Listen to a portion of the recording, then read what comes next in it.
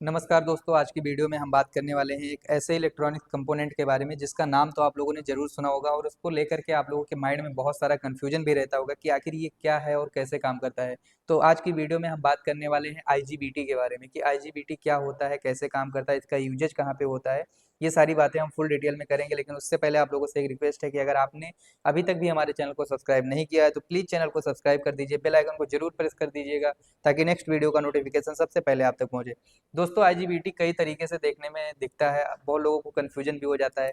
जैसे कि आप यहाँ पे देखोगे एक 3 पिन का आईजीबीटी दिख रहा है, तो इसको देख करके बहुत लोग समझते हैं कि ये मॉसफेट है या ट्रांजिस्टर है, तो आपको कन्फ्यूज नहीं होना। इसमें आपका मॉडल नंबर दिया होता है, उसके अकॉर्डिंग हम डिफाइन कर सकते हैं कि ये आईजीबीटी है या नहीं है, ठीक है। यहाँ पर आप देखोगे तो ये आईजीबीटी के मॉड्यूल हैं, इधर छोटे छोटे सब मॉड्यूल दिख रहे होंगे। तो ये मॉड्यूल है आईजीबीटी के, जिसमें कई सारा आईजीबीटी लगा होता है। ये आपका एक सिंगल आईजीबीटी है जिसमें एक आपका 3 टर्मिनल है जिसको हम एमीटर बेस कलेक्टर बोलते हैं। इसके बारे में भी अभी आगे हम बात करेंगे। तो ये जो आईजीबीटी होता है ये ड्राइव्स के अंदर बहुत ज़्यादा लगा होता है। आपने बहुत नाम सुना होगा कि भाई ड्राइव्स के अंदर आईजीबीटी खराब हो गया। मेन जो हमारा बीएफडी होता है उसके अंदर ज़्यादातर आईजीबीटी खराब होता है और मेन आईजीबीटी ही होता है कि अगर आईजीबीटी सेक्शन गड़बड़ हुआ तो पूरा बीएफडी फिर काम लायक नहीं रहेगा, फिर आईजीबीटी आपको चेंज ही करना पड़ेगा। तो ये सारी बातें इस वीडियो में करेंगे।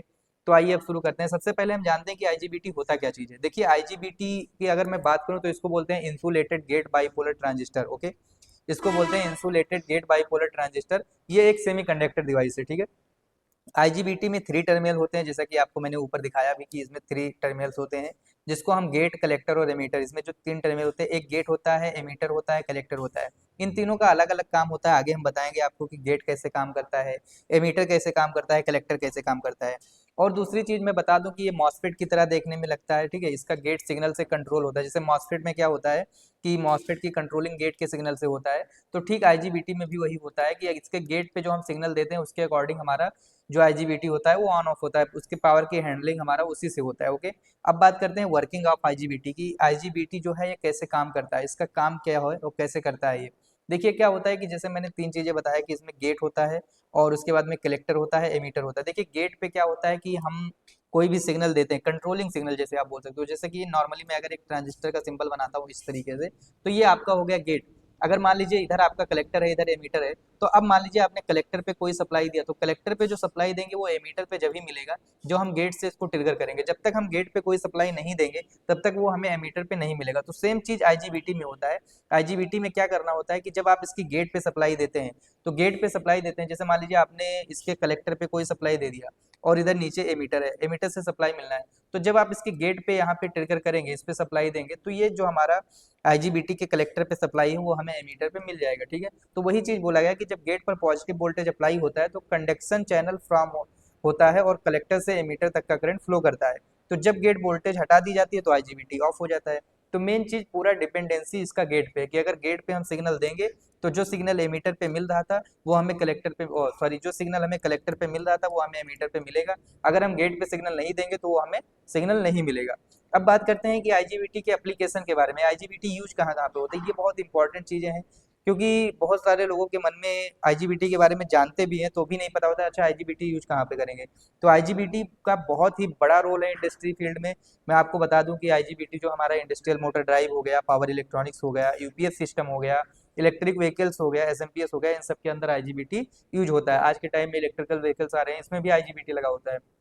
आपने देखा होगा आपके घरों में इन्वर्टर्स लगा रहता है, आपके घरों में यूपीएस लगा रहता है, या बड़े बड़े कोई भी प्लांट है तो वहाँ पे यूपीएस लगा ही होता है।